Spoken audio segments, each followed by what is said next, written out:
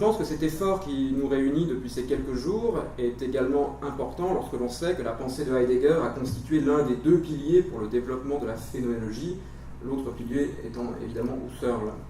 Or, il n'est pas douteux que l'on assiste déjà depuis plusieurs années, si ce n'est depuis une bonne décennie, à une certaine fragilisation de la phénoménologie, tant il semble qu'elle soit en cours de relégation de plus en plus forte dans le champ de l'histoire datée de la philosophie, alors qu'elle s'était toujours revendiqué le statut de méthode à part entière pour la philosophie, et même comme le déploiement de la philosophie elle-même dans ses tâches les plus actuelles. Dans ce contexte, le discrédit dont semble souffrir de plus en plus l'image et la pensée de Heidegger pourrait rejaillir sur la phénoménologie et accroître son déclin, pour autant qu'elle s'était définie très grandement en référence à ce philosophe. Cette question de savoir quoi faire de Heidegger aujourd'hui se pose également pour ceux comme moi qui, fraîchement, ou disons assez fraîchement diplômés de leur formation en philosophie, plongés dans les méandres du postdoc, ont à affronter un certain discrédit, ou du moins une méfiance qui gagne de plus en plus les jurys de recrutement pour des postes universitaires, lorsqu'ils voient arriver un CV sur lequel figure un peu trop souvent, et jusque dans le titre de la thèse elle-même, Christian le rappelait, ce nom de plus en plus tabou de Heidegger. Faut-il, face à cela, que le jeune postulant sur le marché du travail philosophique s'excuse de ses recherches passées sur Heidegger, qu'il rassure ses recruteurs en mettant en évidence de nouveaux foyers de recherche, d'autres thèmes et penseurs majeurs de la phénoménologie et au-delà dans l'histoire de la philosophie? Ou bien faut-il surtout qu'il assume et défende ses choix, quitte à devoir endurer parfois, ce faisant, l'épreuve désagréable d'avoir à répondre à des formes larvées d'inquisition, sur la scène académique d'abord, mais aussi depuis l'apparition des Cahiers noirs, dans la société civile, renseignée ou plutôt matraquée par les campagnes médiatico-politiques successives sur l'affaire Heidegger. Alors en laissant évidemment mon cas personnel ici, il est certain que si la pensée de Heidegger doit encore pouvoir être perçue comme philosophiquement valide et nécessaire dans ses fondements, il est de la responsabilité des spécialistes, si ce n'est pas trop tard et ne serait-ce que pour la beauté du geste, de réfléchir à ce qui reste en elle d'actualité pour penser les problèmes de notre époque, ou pour reprendre les termes du colloque, à ce qui est vivant, ou encore à ses lignes de force. Je n'essaierai pas aujourd'hui, faute de temps, de faire le tri entre ce qui dans l'œuvre de Heidegger est philosophiquement pertinent et ce qu'il faut laisser de côté parce que cela aurait été trop fortement compromis par des engagements et des prises de position moralement et théoriquement intenables. Si j'avais voulu m'engager dans cette voie, il m'aurait fallu essayer de parler du militantisme de Heidegger en faveur d'une sorte de nationalisme spiritualiste, déjà connu et documenté depuis longtemps dans des textes comme le discours du rectorat de 1933, où il envisage le peuple allemand comme le seul pouvant servir à l'ère post-métaphysique de rempart contre le dernier déploiement de l'histoire de l'être, caractérisé à l'échelle de la planète par la mise à disposition de tout étant dans le cadre de la technique et de son paradigme productif, la fameuse Machenschaft dont il a été tant question. On sait que Heidegger, à l'époque où il écrit les Beiträge dans les années 30, je pense notamment à son cours de 1933 de l'essence de la vérité, considérait que le peuple allemand était appelé à jouer un rôle prépondérant dans la préparation d'un autre commencement dans l'histoire de l'être, faisant écho au premier commencement grec, dans l'héritage duquel il se serait placé, et ce afin de restaurer, voire d'instituer, la vérité de l'être hors de l'oubli 2 fois millénaire dans lequel l'histoire de la métaphysique l'avait plongé, guidée par la flamme du poète allemand par excellence, Hölderlin. Dans le sillage de ce thème national spiritualiste, il faudrait également, si l'on voulait débusquer ce qui est mort chez Heidegger, rendre compte précisément de ce que l'on a pu appeler dernièrement son antisémitisme philosophique, forme plus ou moins habillée d'un antisémitisme vulgaire, caricatural et primaire, antisémitisme qui prend dans sa pensée une signification historiale, si tant est que le judaïsme aurait une responsabilité éminente aux yeux de Heidegger, et je crois distincte de celle du christianisme, dans le refoulement de la vérité de l'être à l'ère contemporaine planétaire, les juifs qui profitent, selon Heidegger, de la configuration du monde sous le primat de la rationalité instrumentale, par leur aptitude innée pour le calcul et la manigance. De tout cela, je ne parlerai donc pas aujourd'hui, non seulement parce que cela a déjà été très bien fait ici, mais aussi parce que je voudrais procéder de façon inverse, en essayant de répondre à une question que je me pose souvent, non pas exactement celle de savoir s'il y a dans la pensée de Heidegger des aspects qui résistent à ces dévoiements, mais si l'on peut beaucoup plus positivement faire état de percées philosophiques qui demeurent aujourd'hui encore absolument valides et nécessaires, eu égard au développement de la pensée philosophique elle-même, et plus généralement, car c'est éminemment lié, au devenir de l'homme et de son monde, en tant qu'ils sont informés par la possibilité même de la philosophie. Or, c'est sur ce point précisément que repose à l'évidence une première thèse forte de Heidegger, de moins en moins audible aujourd'hui, et ce, y compris dans le domaine de la philosophie à l'université. L'homme a une essence, et cette essence se situe exclusivement dans son ouverture compréhensive à la question de l'être, telle que cette compréhension s'exprime principalement dans la possibilité de cette forme de discursivité qu'est la philosophie. Ce n'est pas tellement dans son aptitude à fabriquer des objets, à avoir un langage, des croyances, des symboles, des échanges, une conduite, des goûts, des espérances, etc., que se décèle la réponse à la question « qu'est-ce que l'homme ?» La question de ce qu'est l'homme n'est pas objet d'une science régionale comme l'anthropologie, la linguistique, la sociologie, l'économie, plus généralement les sciences humaines. L'homme n'est pas situable au carrefour du biologique et du culturel, car l'homme ne peut se manifester dans tous ces domaines que pour autant qu'il se rapporte préalablement à l'être qu'il comprend toujours déjà, immer schon. L'homme occupe le site où cette problématique se constitue tout d'abord, site qui est le Dasein. Le Dasein n'est donc en toute rigueur pas l'homme non plus, mais l'ouverture discursive préalable, recueillante au sens du logos, depuis laquelle la question même de l'humanité peut se poser et faire sens. Et comme le dit très clairement Heidegger au paragraphe 10 de Sein und Zeit, l'analytique existentielle de la constitution d'être du Dasein n'a rien à voir avec une anthropologie philosophique. Autrement dit, l'essence de l'homme n'est pas elle-même humaine, comme l'a bien montré François Jarran il y a quelques jours. Mais si l'homme n'est homme que pour autant qu'il se maintient dans l'horizon de la question de l'être, par la voie de la pensée, Denken, qui elle-même n'est pas à comprendre comme une faculté subjective, mais comme l'ouverture recueillante au sens de l'être qui se manifeste à elle, alors cela implique à l'inverse que plus dans l'histoire les possibilités de la pensée de l'être viennent à se raréfier, plus l'homme se voit coupé de sa propre essence, jusqu'à ce point éventuel où, avec l'arrêt de toute pensée possible de l'être, l'essence de l'homme se voit supprimée dans l'impossibilité où il se trouve d'assumer la position du Dasein. Face à cela, la philosophie, selon Heidegger, a la charge de préparer le terrain pour la libération de cette pensée de l'être en laquelle le Dasein se destine à exprimer son essence sous une forme encore inédite, tant l'histoire de la philosophie jusqu'à notre époque a été perturbée, ou en tout cas innervée par l'histoire de la métaphysique et le refoulement en elle de la vérité de l'être, pour des raisons que l'on sait et sur lesquelles je reviendrai encore aujourd'hui un peu. Il y a dès lors une question que l'on peut se poser. Par-delà les accusations légitimes qui sont faites aujourd'hui à Heidegger concernant ses prises de position aventureuses, voire scandaleuses, est-ce qu'il n'y va pas aussi de quelque chose d'autre qui se joue ? La mise au banc de l'œuvre de Heidegger, qui remonte à beaucoup plus loin d'ailleurs que la publication des Cahiers noirs, n'est-elle pas symptomatique d'un refoulement dans le monde contemporain de la pensée de l'être elle-même, signe d'une dépossession de l'humanité actuelle, planétaire, de sa propre essence au fur et à mesure que s'intensifie dans le monde la domination de l'essence de la technique sur tout étant. C'était là évidemment le regard de Heidegger sur le statut de sa propre pensée et de son rapport à l'époque dans laquelle elle avait lieu, et c'est ce qui explique à l'évidence son goût pour l'ésotérisme que l'on retrouve dans les Beiträge, dans le style et le contenu souvent aphoristique et énigmatique, parfois prophétique et délibérément hermétique jusqu'au cryptage, Heidegger faisant d'ailleurs explicitement référence à de nombreuses reprises à la rareté et au petit nombre d'individus, Seltenen und die Wenigen, capables, dans la situation épocale contemporaine, de prendre en charge la tâche de la pensée. Jusqu'à présent, j'ai simplement indiqué, de façon formelle, le thème heideggerien de l'essence pensante de l'homme. Mais je n'ai encore rien dit concernant le contenu de cette pensée, ce qui est pensé dans et par elle, son affaire même. C'est dans la formulation de cette affaire même de la pensée que réside certainement, je crois, le cœur de la percée philosophique de Heidegger. Et c'est sur ça que je voudrais m'arrêter dans toute la suite de mon propos. L'affaire même de la pensée, c'est l'être dans sa différence ontologique d'avec tout étant, l'être comme ouverture dynamique du champ de présence préalable au sein duquel ce qui est, l'étant, peut apparaître. La différence ontologique constitue un marqueur essentiel de l'œuvre de Heidegger, dont l'impact sur les travaux ultérieurs de la tradition phénoménologique, notamment chez des penseurs comme Lévinas, Merleau-Ponty, Henry, Patočka, a été capital. Mais s'il est si important à mes yeux de revenir sur cette découverte heideggerienne qui pourrait, dans le colloque de spécialistes où nous sommes réunis aujourd'hui, passer pour triviale ou en tout cas bien connue, c'est que cette notion de différence ontologique se voit, me semble-t-il, de plus en plus occultée aujourd'hui, bien plus encore que tout ce qui pourrait avoir trait à l'essence pensante de l'homme,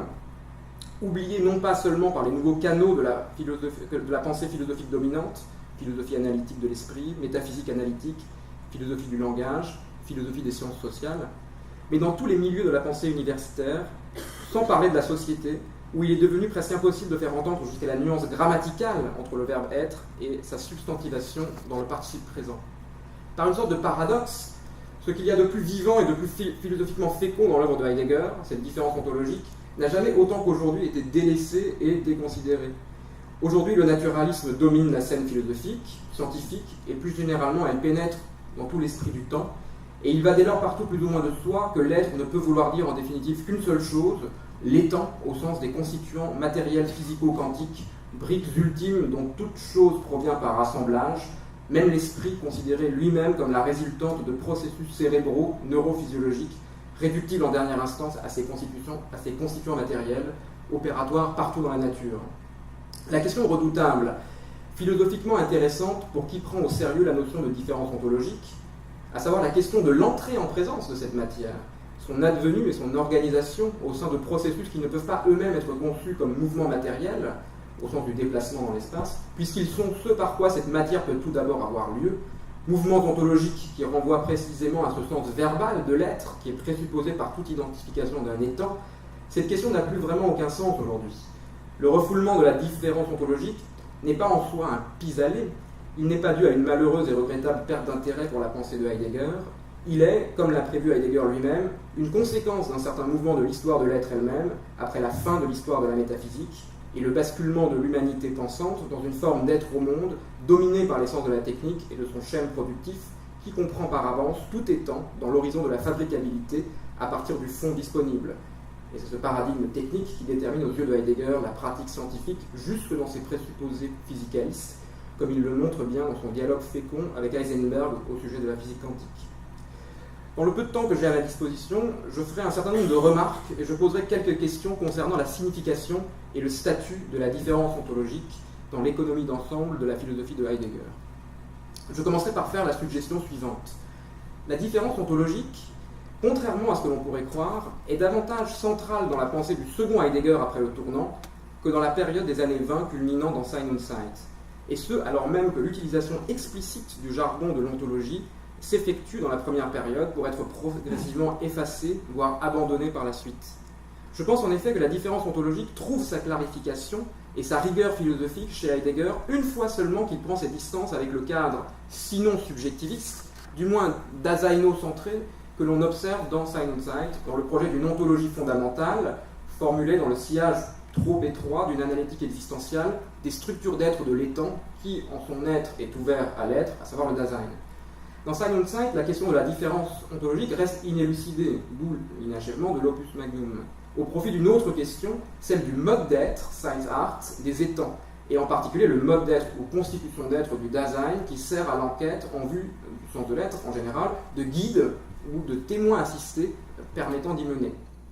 En l'état, l'ontologie fondamentale, centrée sur l'analytique existentielle, est, comme le dit d'ailleurs Heidegger, seulement la voie préparatoire vers l'ontologie de l'être en tant que telle.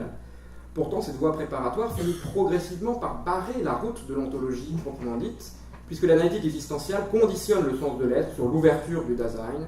Par exemple, le paragraphe 31 stipule qu'il n'y a de sens,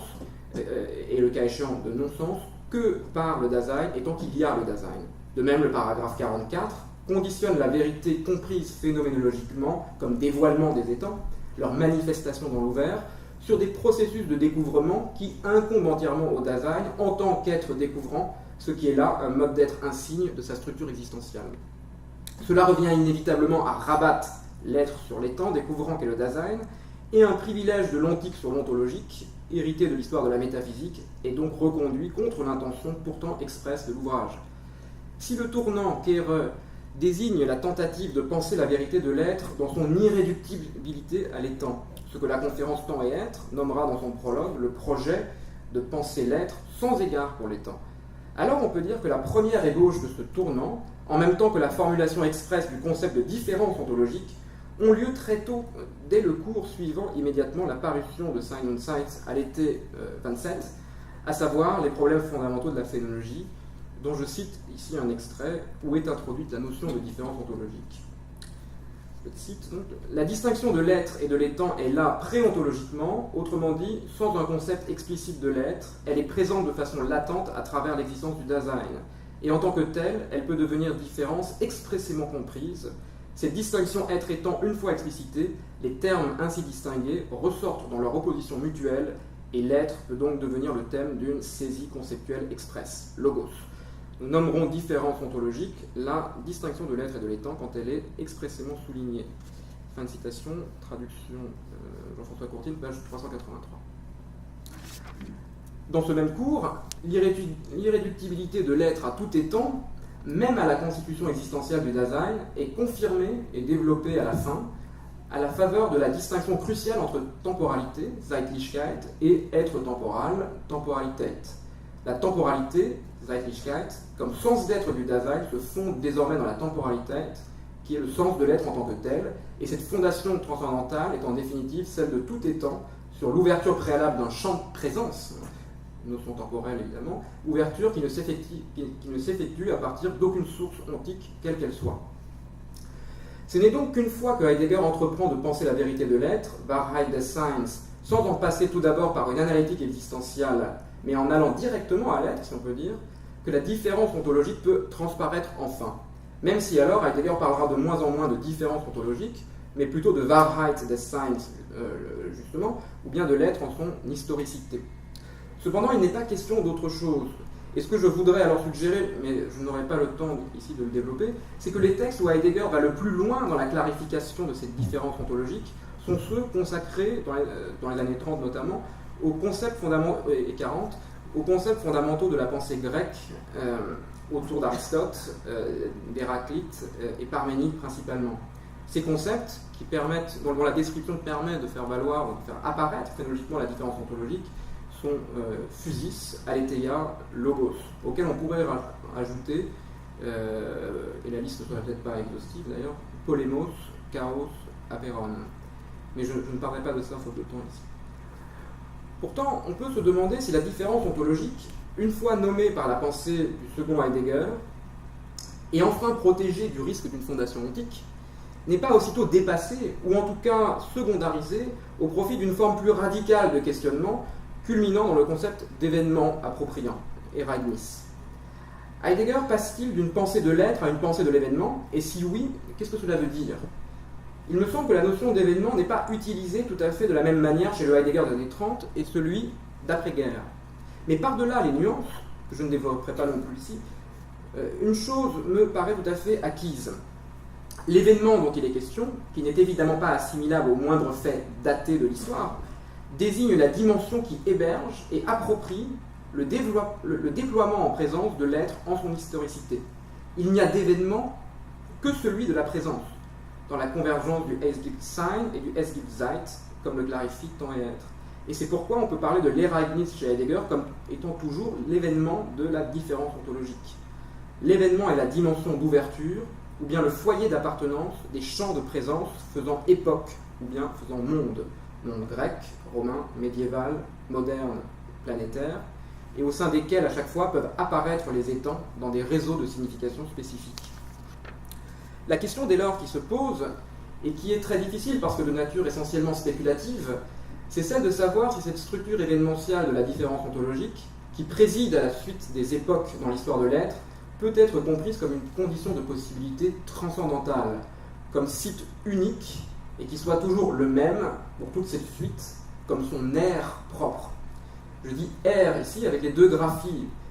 accent grave RE, au sens où les époques partageraient toutes, par-delà leurs discontinuités irréductibles, une co-appartenance non moins irréductible, réglée, à un seul et même déploiement de sens, à savoir à l'histoire de la métaphysique, conçue comme l'oubli croissant de la vérité de l'être.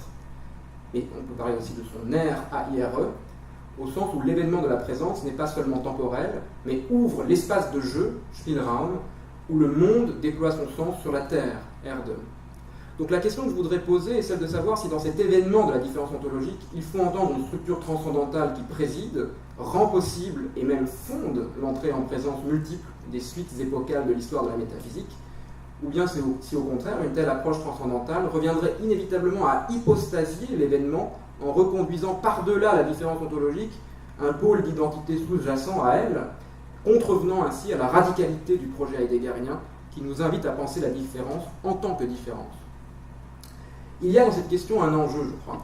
Si la différence est première ou, disons, irréductible,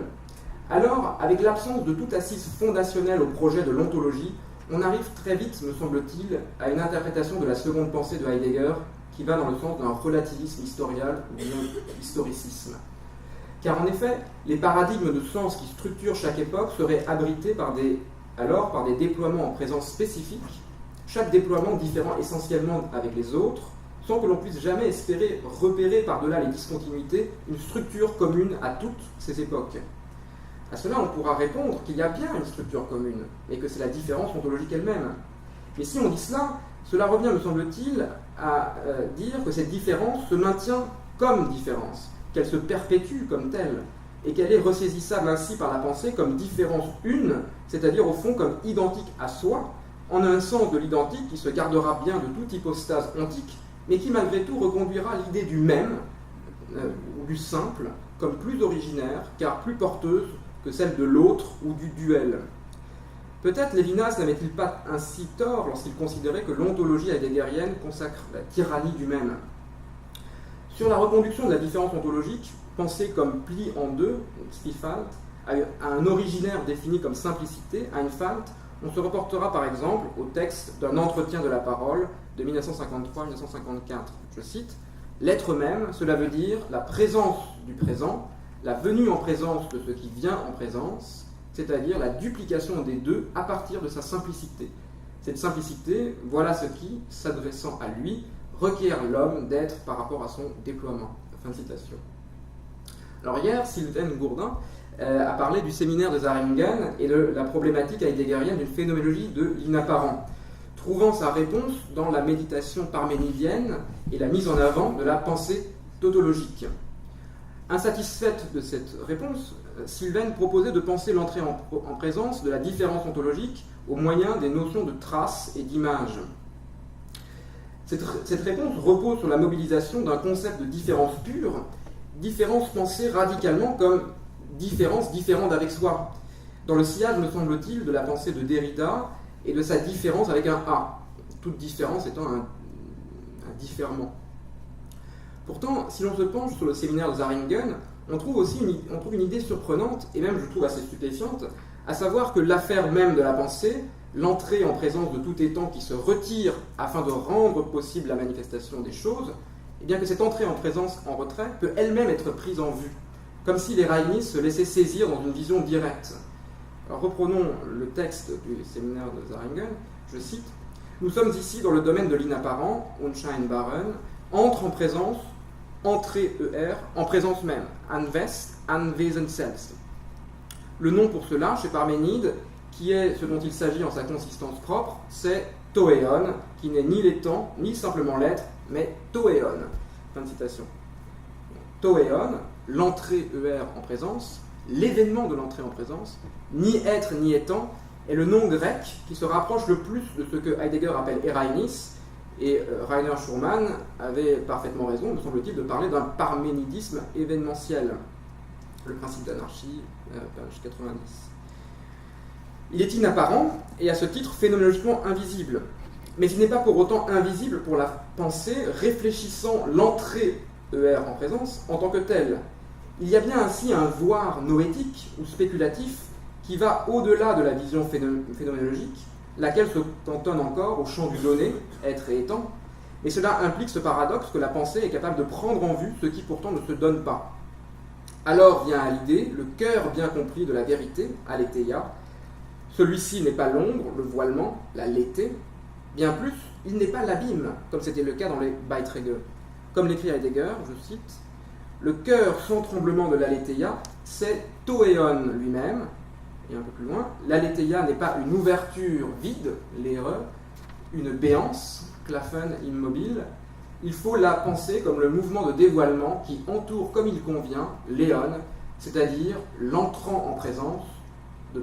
entrée ER en présence même. » Non seulement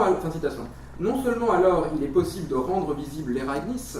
mais on peut même ajouter que loin d'être absent, il est le présent par excellence, en un sens évidemment incommensurable avec la présence de l'étant. Et je cite encore une fois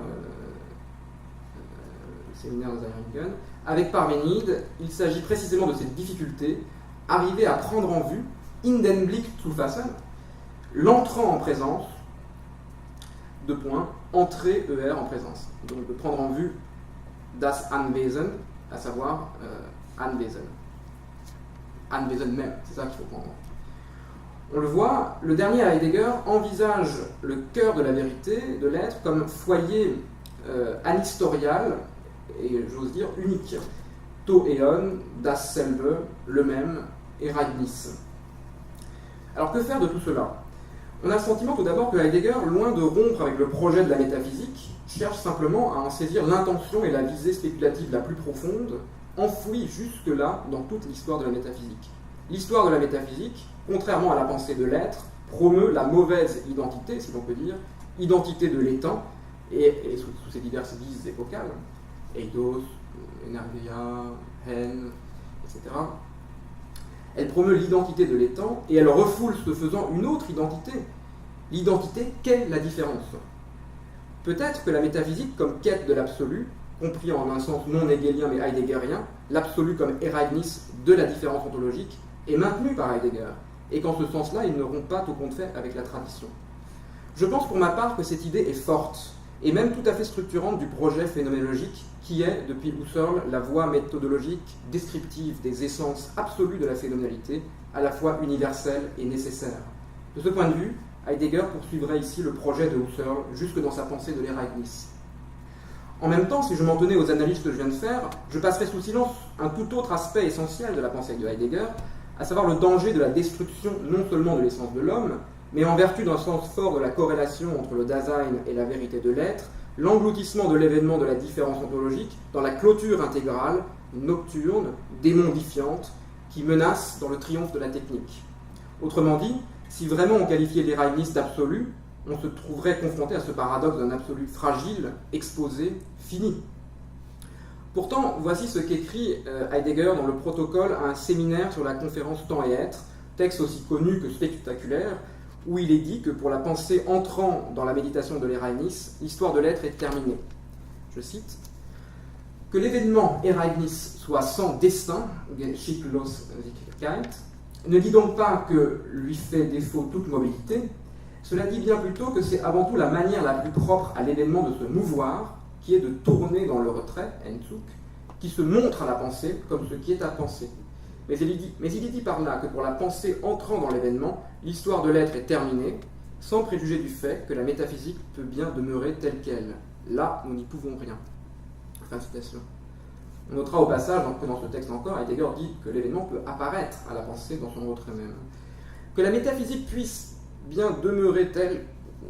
qu'elle est, à savoir qu'elle s'installe de plus en plus à l'ère de la technique comme la représentation implicite qui gouverne le dispositif, Gestell, où l'étant est pris comme le disposé, le disponible en tant que fond, Bestand, pour l'exploitation infinie, voilà ce que Heidegger continue de craindre. Mais cette crainte ne semble plus totalement entraver une certaine sérénité de sa dernière pensée. Certes, dans la conférence Temps et Être, le philosophe clôt ses analyses de l'Ereignis en relevant que cet originaire donateur de présence est lui-même en retrait. À ce titre, l'Ereignis s'exproprie ou se déproprie de la présence, Enteignis. Reste que Heidegger semble pourtant se satisfaire désormais du fait que c'est ainsi justement qu'ils font penser l'Ereignis. Nul combat démesuré, au sens du Deinon tragique de Sophocle,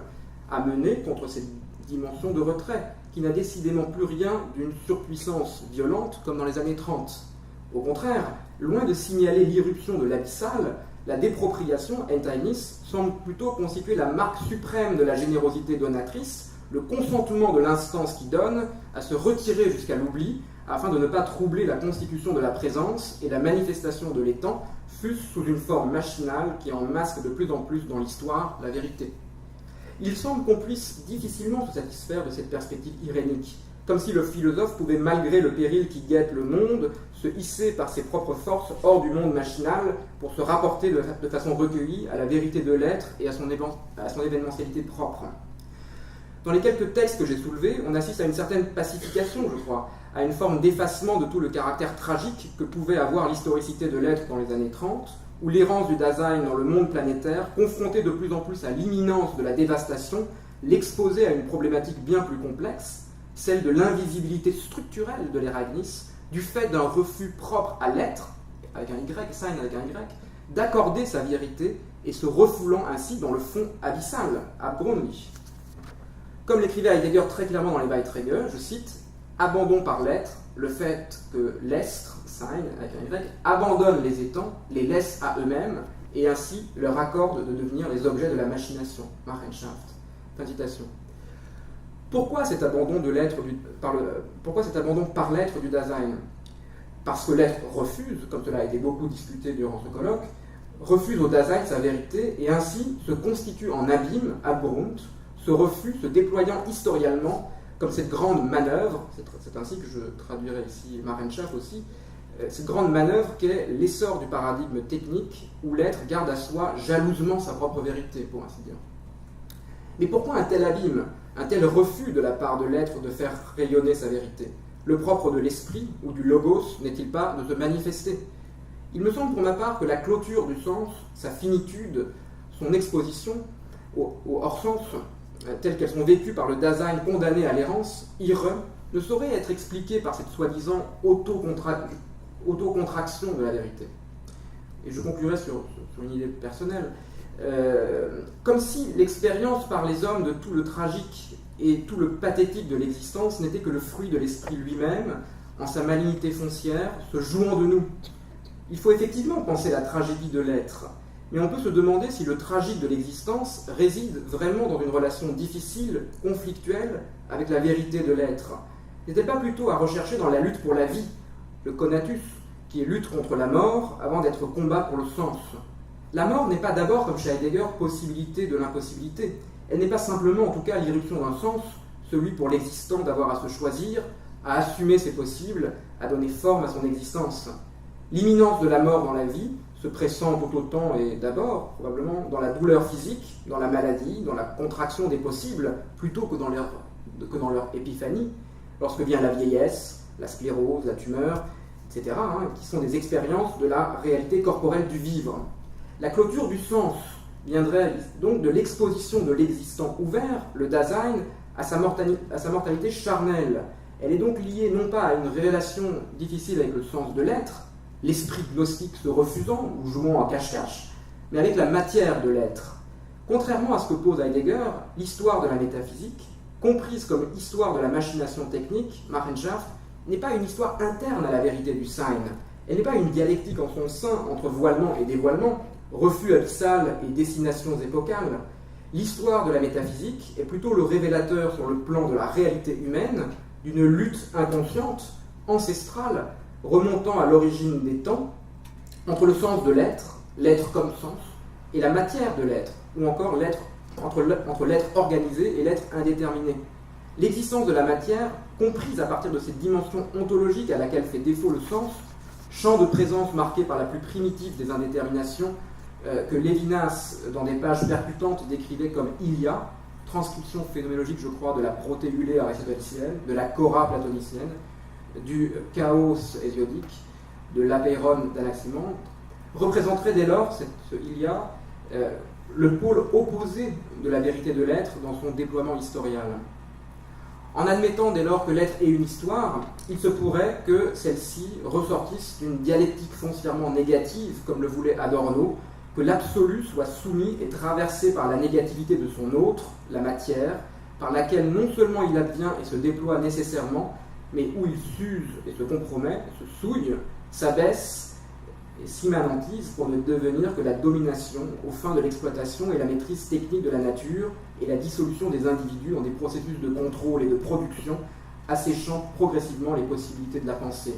Nous aurions ainsi à l'évidence, en disant tout cela, rompu avec Heidegger, mais non sans avoir suivi le fil conducteur de son intuition philosophique, à savoir celle de la différence ontologique et de son événementialité finie. Je vous remercie.